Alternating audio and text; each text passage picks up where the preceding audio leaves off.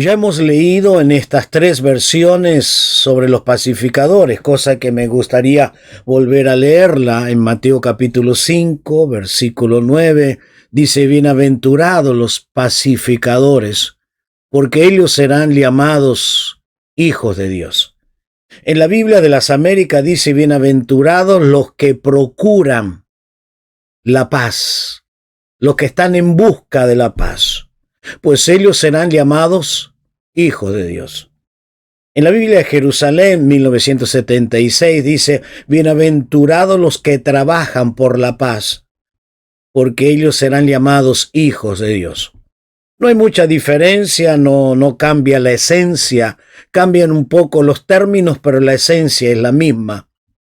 La bienaventuranza, aparece el término los, quiere decir quiénes serán, quiénes son reconocidos, la participación, usted y yo, si somos los, y esos los es la palabra indicativa, y los pacificadores son felices, los indicativos, ¿quiénes? Los pacificadores. ¿Y cuál es el resultado, la consecuencia? Ellos serán llamados hijos de Dios. Entonces siempre nos vamos a encontrar, ya lo he repetido muchas veces, bienaventurado, los, y luego viene la consecuencia, los pacificadores. Bien, hemos estado mirando que en primer lugar, Cristo es nuestra paz. La paz es el Señor. Entonces, para ser un pacificador, tenemos que ser cristianos, porque Cristo en esencia y en naturaleza es paz. Entonces yo no puedo proclamar si yo no tengo a Cristo. Recuerdo hace varios años atrás, no muchos años, cuando se hizo una televisación mundial, realmente gran parte del mundo vio la transmisión de la paz entre Cuba y Estados Unidos. Y uno de los que estaban integrando aquella festividad tan grande fue el Papa Francisco. Y en uno de los eventos más importantes que estaban en aquel entonces, había ocho personas. Había un hindú, había judíos, había budistas, había varias personas de renombre mundial y cada uno daba su discurso. Entonces todos dieron sus discursos.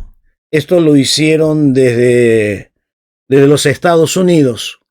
Y entonces entrelazado entre Cuba y Estados Unidos plantaron un olivo como el símbolo de la paz y de que allí se rompían muchas cosas y volvían a tener comunión, unidad entre los Estados Unidos y Cuba.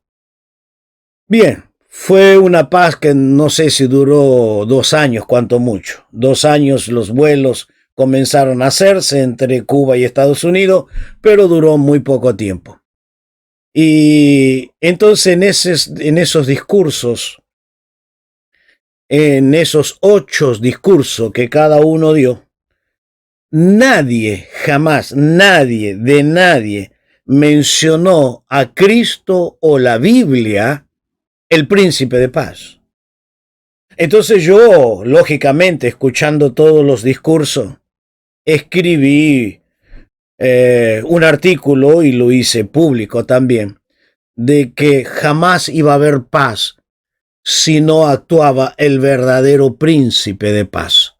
No iba a haber paz. Era una falsa paz. Y lógicamente se cumplió. No es que sea un profeta, sino no es necesario ser un profeta, simplemente ver la realidad, una falsa paz. Si no está Cristo, no hay paz. No hay paz. Cristo es la paz. Entonces Jesús es llamado el príncipe de paz en Isaías 9:6, ya lo hemos visto, no voy a entrar de nuevo. Él reinará por siempre en paz y en él tenemos paz. Entonces, 3 cosas: Jesús es el príncipe, es el principal, es el máximo príncipe de paz. Y como Él es príncipe, Él reinará por siempre con paz. Y en Él tenemos la paz. Y cuarto lugar, es la paz entre los pueblos.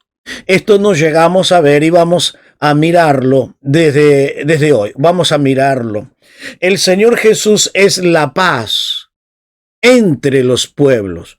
No solamente es la paz individual, sino la paz colectiva. O sea, entre las naciones. Y allí dice el apóstol Pablo en Efesios 2:14, porque Él es nuestra paz personal, nuestra paz, que de ambos pueblos, y esos pueblos es judíos y gentiles, dice en ambos pueblos, derribando la pared que tenía esa pared, que nos separaba, que va a ser un estorbo, un intermedio. Y en el versículo 15 dice, aboliendo, va a sacar esa pared intermedia en su carne las enemistades, la ley y los mandamientos expresado en ordenanza para crear en sí mismo de los dos un solo y nuevo hombre, haciendo nuevamente, usa el término, paz. Y tengo que detenerme en este versículo, porque tal vez para nosotros no sea tan importante, pero para un judío en aquel tiempo es muy importante. Y es muy difícil aceptar lo que Pablo está diciendo. Es muy difícil. Es muy difícil que un judío pueda aceptar a un gentil que sea parte de las mismas promesas, que sea parte de las mismas bendiciones. Esto era imposible.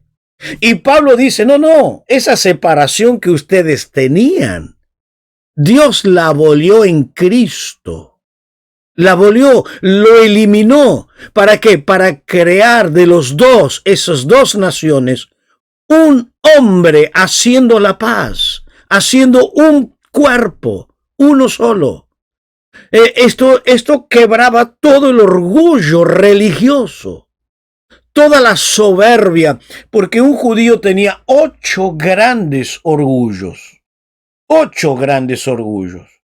Y uno de los grandes orgullos es que eran descendientes de Abraham. Otro de los grandes orgullos era que ellos tenían la ley. Otro de los grandes orgullos que ellos practicaban la circuncisión. Y Pablo le dice, no, usted tiene que tener circuncidado el corazón, hecho pedazo ese corazón, quebrado. No sirve para nada. Entonces, Pablo va a escribir estos 8 orgullos religiosos. Esos orgullos que lo consideraba superior. Pero ¿qué pasa? El pueblo judío tenía un velo. Y realmente un velo mismo. Porque es tan contundente y tan claro, tan clara la palabra, que la encontramos, por ejemplo, en Génesis 12:3, donde dice que le nacería un niño y que desde su simiente, o sea, de ese niño que le nacería a Abraham, serían bendecidas todas las naciones. No la nación, todas las naciones. Entonces Dios ya lo tenía en su plan, las naciones, no la nación, las naciones. El pueblo total, todas las etnias de los pueblos estaba dentro del proyecto de Dios. Esto tiene que quebrar todo orgullo, pero es un orgullo religioso que tenían los judíos. Pero a veces me hace pensar que entre las naciones existen cierto orgullo. Tal vez no religioso, sino por tener una cultura, tener ciertas prácticas, cierta reputación, el orgullo de ser de esa nación y decir, y estos en desprecio, y estos son así, son asá, en el desprecio.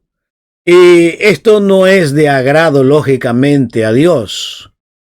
Pero eso que nos separa hoy también, que nos separa entre las naciones, Cristo lo derribó. Cristo lo ha derribado. Entonces, la ideología, la costumbre que hacían diferencia, porque una de las grandes diferencias era los religiosos. Ustedes se recuerdan cuando Jesús habló con la mujer samaritana. Y la mujer samaritana dice, ustedes dicen que se ha de adorar en aquel monte. Nosotros decimos en este monte. Y Jesús le dice, no es ni en este ni en aquel, en ningún monte. Llega la hora, y la hora ya es la hora, que los verdaderos adoradores adoren al Padre en espíritu y en verdad. No se determina en qué nación o en qué monte ni en qué lugar. No, los verdaderos adoradores al cual el Padre está buscando y el Padre se interesa y el Padre bendice, son los que le adoran en espíritu. Entonces Él es el que hace la paz entre ambos pueblos para adorar al Señor.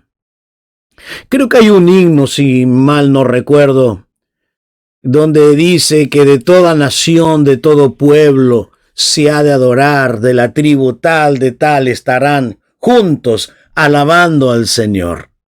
Sí, no hay ni un problema, de todas las naciones, de todas las etnias. Gracias a Dios. Y mire qué interesante que es esto, ¿no? Que a pesar de que estemos separados, distanciados geográficamente, culturalmente, ideológicamente y muchas separaciones entre una nación y otra. Pero cuando viene el Salvador y nos trae luz, estamos unidos, estamos juntos. Y todas esas separaciones culturales quedan de lado y ellos son movidos por el mismo espíritu, se entregan a Cristo, reciben la salvación, creen en la sangre poderosa de Cristo, el perdón de sus pecados, la vida eterna, tienen la misma esperanza. ¿Quién les dice esto a un chino y un argentino, a un hindú y un brasilero? ¿Quién les dice esto? El Espíritu de Dios. El Espíritu. Solo el Espíritu puede comunicarle esa verdad. ¿Y que termina? Haciendo una sola nación, un solo pueblo. Pero también hablando del Señor Jesucristo, la paz para con Dios en Cristo. Estamos dentro del mismo texto, pero es la paz para con Dios en Cristo, porque Él es nuestra paz. Él es nuestra paz. Entonces, Él es la paz para con Dios en Cristo. Entonces, Él abolió todas estas cosas. Y que de los dos pueblos hace uno, pero no solamente lo une a los pueblos, sino también lo une al cielo. Esto es lo importante también. No, unirnos a nosotros con culturas diferentes, mentalidad distinta, pero lo glorioso que a ambos pueblos tan separados los une al cielo. Entonces nos coloca en un estado de paz con Cristo, o sea, por la obra de Cristo, paz con Dios en Cristo. Y lógicamente en Romanos 5:1 dice que esa paz es solamente en Dios, por medio de Cristo. Justificado pues por la fe, tenemos paz para con Dios. Allí es la paz de Dios o la paz de Cristo, uniéndonos al cielo. Ahora déjenme entrar en este segundo tópico por lo menos un momento. Y en este momento lo que quiero compartirles es contrario al concepto del pueblo judío. Es totalmente contrario. La paz de Cristo es contraria. Ellos esperaban un líder libertador de Roma o del yugo de Roma. Ellos esperaban un líder que los libertara de un pueblo que lo esclavizaba y que les ponía altos impuestos y muchas cosas. Y les ponían impuesto a todas las cosas. Había muchos impuestos hacia los judíos de parte de los romanos. Entonces ellos por ejemplo, le ponían impuesto por andar en el camino en Galilea, por impuesto. Inventaban impuestos, cualquier tipo de impuesto. Le ponían impuesto por ocupar el mar. Muchísimos. Esto y se calcula que había 220 cobradores de impuestos en las cruzadas y en los caminos, en donde se encontraban los caminos y estaban allí, y ahí tenía que pagar impuestos. Entonces el pueblo judío esperaba un libertador, que lo libre de ese yugo de Roma, de todas esas cosas que lo agobiaban más. Se habían formado varios grupos, había muchísimos grupos revolucionarios. Uno de ellos, los macabeos. Los macabeos son entre el Antiguo y el Nuevo Testamento los que lucharon. Juan Macabeos es uno de los líderes reconocidos y de allí nace la gran fiesta o una de las fiestas de los judíos. No de las grandes fiestas, de las 3 fiestas principales, pero una de las fiestas que la festejan en el mes de diciembre, cuando en el candelero quedaba un poquito de aceite que duraría para un día, pero en la lucha y en la batalla de Macabeo duró una semana y ellos creyeron que tenían la intervención de Dios y de ahí ellos festejan la fiesta de las luces en el mes de diciembre. Pero también había otros revolucionarios, otros contra, y eran los cananitas. Eran con violencia, con arma, revolucionarios totalmente. Pero, ¿cómo Jesús puede unir estos? Ya alguna vez he mencionado cómo Dios puede o el Señor Jesús unir estos dos enemigos, los revolucionarios y los cobradores de impuestos. Pero enemigos. ¿Cómo Dios puede unir a un Mateo, a un Leví, cobrador de impuestos, y a un Pedro, el cananita? Dos enemigos férreos, pero los dos, cuando se llegaron a Cristo y estuvieron con Cristo, cambiaron la mentalidad, cambiaron los propósitos, cambiaron los valores. Y es esto lo que Dios quiere hacer con tu vida también. Cuando tú vienes a Cristo, ya no tiene más enemigos. Ya no tiene más por qué luchar, por qué pelear. Me estoy refiriendo humanamente. Porque estamos en una lucha, pero una lucha espiritual. Entonces esa palabra paz es la palabra eirene. Se refiere a la paz de una nación por el gobierno que está dirigido y los que hacen la paz. La palabra eirene tiene 2 significados importantes. Y uno de los significados es la paz política, pero también la paz interior. La paz interior del ser humano, pero la paz política. Y esa palabra, eirene, se usaba para estos 2 conceptos. Qué cosa, ¿no? Qué privilegio tenemos de tener esa expresión eirene en nuestros corazones. Por eso somos bienaventurados, porque somos pacifista. A los cristianos los quemaban. Todas las noches Nerón quemaba más de 120 cristianos en su jardín para iluminarlo. 120, 150 cristianos quemaba por noche. Quemaba.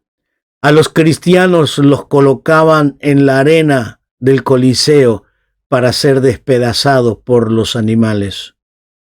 Pero los cristianos eran pacificadores y ellos oraban por aquellos que los mataban, los verdugos. Pero ellos nunca se levantaron contra la nación, contra el gobierno, porque ellos eran portadores de la paz. Hay que muchas cosas que te mueven y te airan y te hacen sentir mal, pero tú eres un pacificador. Dios es reconocido como el Dios de paz. Filipenses 4:9 dice, lo que aprendiste y recibiste y oíste y viste en mí. ¿Quién es Dios? Esto hace. ¿Por qué? Es Dios de paz. Estará con vosotros. Hay muchos versículos en la Biblia donde lo califica a Dios como Dios de paz. Yo coloqué 3 nada más, como por ejemplo Romanos 15:33. Y el Dios de paz sea con todos vosotros. Amén. Hebreos 13:20. Y el Dios de paz que resucitó de los muertos a nuestro Señor Jesucristo, el gran pastor de las ovejas, por la sangre del pacto eterno. Una de las características que se destaca en el gobierno, se va a destacar en el gobierno milenial, es un gobierno de paz. Si hay características, tiene muchas características, usted va a encontrar más de 40 características en el gobierno milenial de Cristo. Pero si hay una característica que se destaca mucho en el gobierno de Cristo, va a ser la paz. Va a ser la paz. Y lo que el hombre nunca consiguió, Cristo lo va a conseguir. Por eso Dios permite. Dios permitió el gobierno humano y fracasó. Nunca encontró paz. Va a permitir que el gobierno del anticristo tampoco va a encontrar la paz. Pero luego llegará un tercer gobierno, y el tercer gobierno será el gobierno de Cristo, y este tendrá paz. Este va a ser la paz. Por eso una de las grandes características es el evangelio del reino. Y el evangelio del reino es un evangelio de paz. Comienza la paz por el que gobierna y sus súbditos, y reinará por siempre la paz. Zacarías 6:13 dice, Él edificará el templo de Jehová, y Él llevará gloria, y se sentará y dominará en su trono, y habrá sacerdote a su lado, y consejo ¿de qué? De paz habrá entre ambos. ¿De qué está hablando Zacarías acá? ¿Qué es lo que está diciendo Zacarías? Hay que leer todo el capítulo para entenderlo.